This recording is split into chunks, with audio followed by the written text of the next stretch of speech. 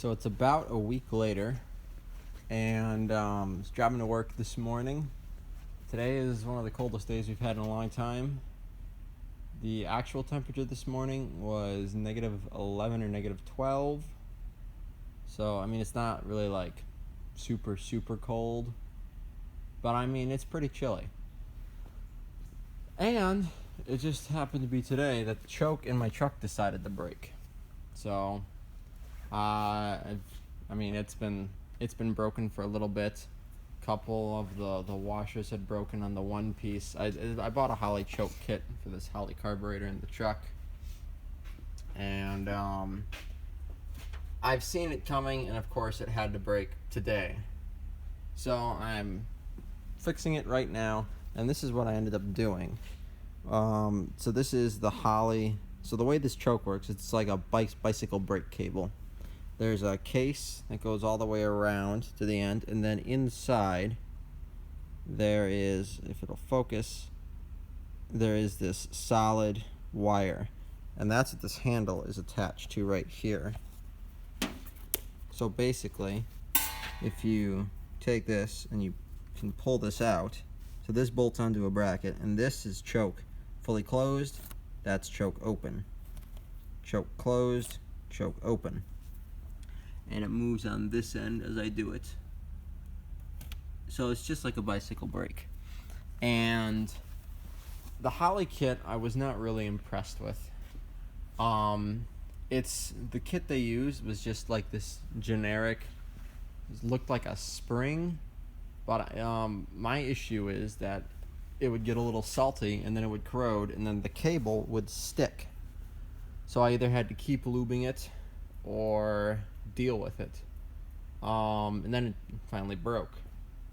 And what I did with my choke right here is what I did with my throttle. So because of the position of the carburetor on the straight six, normally a V8 the carburetor would be right in the middle, which is fine for a lot of kits, but since the carburetor is all the way over here, a lot of your your AutoZone or your O'Reilly's, your Advanced Auto Parts, Universal throttle cable kits are too short to reach the gas pedal, which is on this side of the truck, and the carburetor, which is on the other side of the truck. So what I did with my throttle is we do brake lines where I work. So I took some of our rubber coated stainless steel Teflon brake line, cut it to the correct length, and this is in addition. So I had to buy the universal throttle kit, and then I cut my custom length of brake line, ran the throttle cable through, and then for the actual core, that's the cable that runs through the sleeve, I went to a local bicycle shop and bought, I believe it was a 90-inch length of bicycle brake cable. It was the longest one I could find, and it worked really, really well. It gets bolted in with the set screw there, and I crimped down a little loop on the end onto a bushing on the gas pedal. I did not have to buy the bicycle brake line for this. I used the original Holley, but I did the same thing. This is our rubber coated stainless steel brake line, and what I did is I took multiple brake fittings, because the way this Holley is designed is this sleeve has to fit into this. So I took a standard, this is a 3/8 brake fitting, and I drilled it out to 3/16 on the inside, and this is a perfect fit for the Holley sleeve. This nut will hold it onto the bracket under the dash, which is right there. So it'll be sitting like that in the truck, in that hole, and then it runs through the firewall out to the carburetor through all this, and then it gets clamped on. It's a manual choke conversion on this truck, and we'll clamp on right there. This is where the wire gets clamped on, this is where the jacketing gets clamped on, and then this moves back and forth to open and close the choke. Pretty simple. But what I had to do is this part of the handle, I don't know what you'd call this, this is what the cord crimps onto. was too long for just this fitting, for me to just run the brake line all the way up here. So what I did is I got a braze-on brake extension, this tube, cut it to length. So this is the perfect length, and it was the perfect inside diameter. And I just crimped it and then drilled it out again because it's pinched down, and then I ended up brazing it on so it's not going anywhere. There's a little bit of a bead there. It's not the prettiest braze, but it's not meant to hold fluid. It's just holding this together, and it does it quite well. And then I crimped the brake hose onto that. So this would be kind of expensive to have someone in a shop do for you. There's a lot of labor with the braze and the crimps and everything, and I know a lot of shops charge by the braze and by the crimp. So if you can't do it yourself if you don't have the tools, it is a little expensive. But if you have these weird builds, and this isn't even that weird, but if you have these unique projects and you got to make a bunch of custom lines, if you can get a hydraulic shop or a shop that can make brake lines, you could have them do something like this in theory, and you could make it work. So there are these unique ways to solve problems, and that's one of the things I like to do. That's one of the things I enjoy about, eventually supercharging the straight six. There isn't a kit for it, so you gotta make a lot of it yourself, and that's what is fun about doing all this work. But yeah, I think this is the first time showing you guys the bare engine without an air cleaner. And yes, I'll get a different air cleaner. Not super impressed with that either. I know it's 2 years old. It's salty. And I know a lot of people put these on cars that are never driven. They drive them like to a car show if it's close enough, or they trailer it, and then the air cleaner's fine.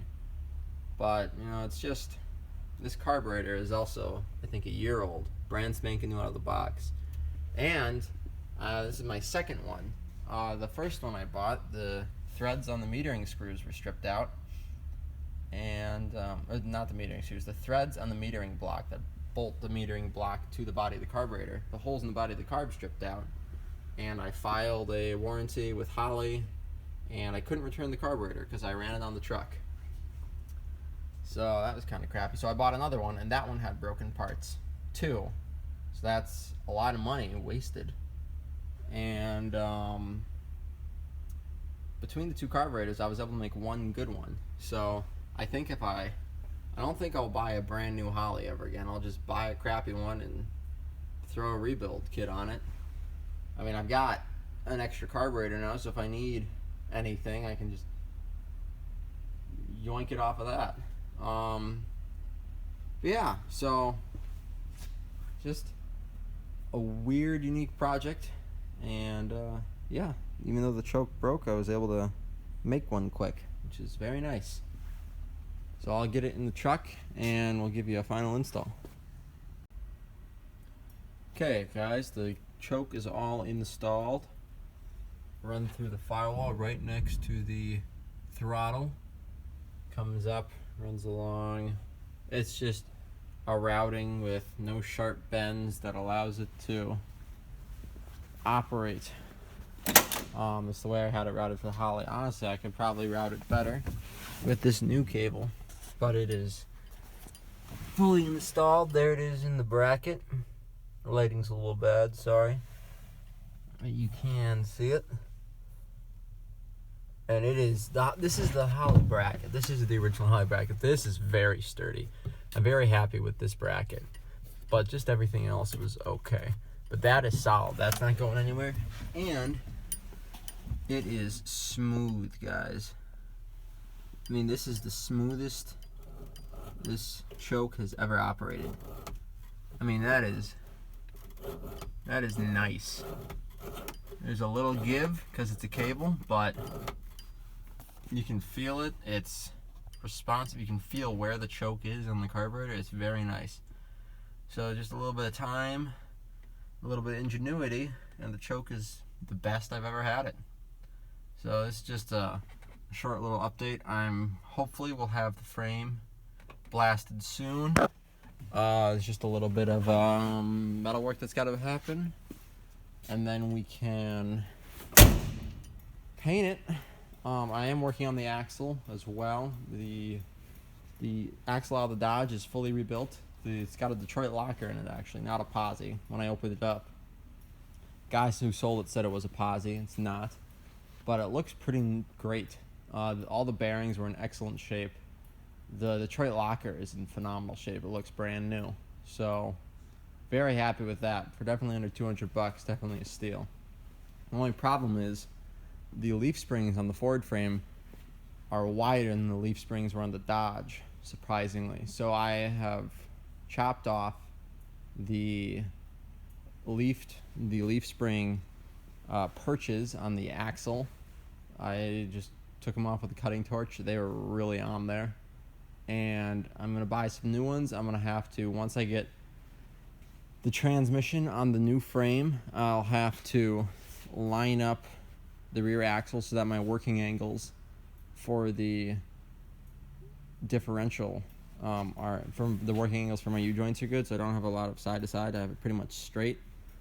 Another thing is the Ford axle is different from the Dodge in that it has two different length axles. The Dodge uses two axles that are the same length and the same diameter.